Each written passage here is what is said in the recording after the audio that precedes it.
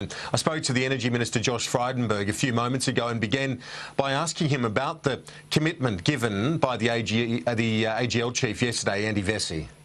Well, they agreed yesterday to take to their board a proposal to keep Liddell open for another 5 years or to sell it to another party. Yesterday, Andy Vesey confirmed to the Prime Minister and acknowledged to the Prime Minister that he had previously said at the meeting with the retailers that he was willing to consider a sale of Liddell to another party.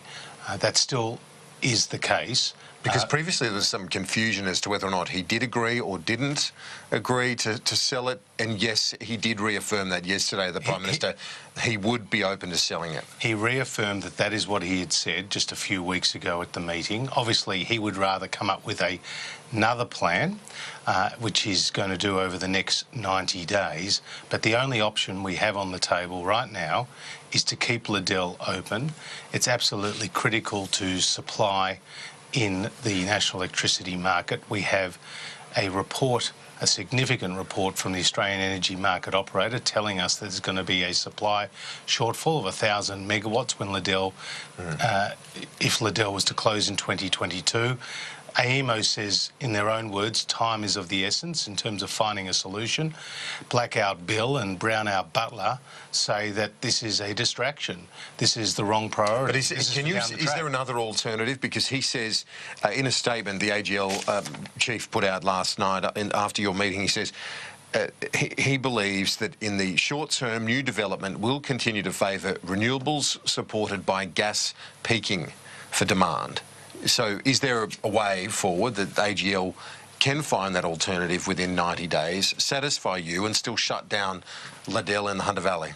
Well, obviously our preference is for Liddell to stay open, and that's why Andy Vesey will take to his board that proposal to keep it open for another 5 years, because we have an AEMO report that says there's a shortfall. Now, so there's nothing he can do to satisfy you? If he wants to come up with another plan, so be it. But right now we don't have that plan. Right now, AGL gets 85% of their generation and the bulk of their profits from coal. They still have major coal assets in Bayswater, which is not scheduled to close till 2035, and Loy Yang, which is not scheduled to close to the 2040s. So they really want their cake and to eat it too.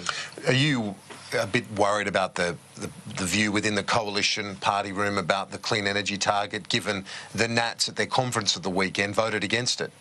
Well, while you're still working on it. Well, the Finkel report had 50 recommendations in it. As you know, we quickly accepted 49 of them. Very significant recommendations indeed. One of them is to ensure that large-scale generators, like coal-fired power stations, don't close with just a few months' notice, as we saw with the big one is the price, the mechanism to give the market a signal to invest. Kieran, you don't have that. Kieran, you're right, the clean energy target is an important recommendation, but it's a recommendation to government, not by government. Now, we need to consider that properly, which we're doing, but we need to fully understand the implications for both price and the stability of the system. I think that the Australian Energy Market Operators report has reset the debate because it's placed a focus and a premium on dispatchability and baseload power.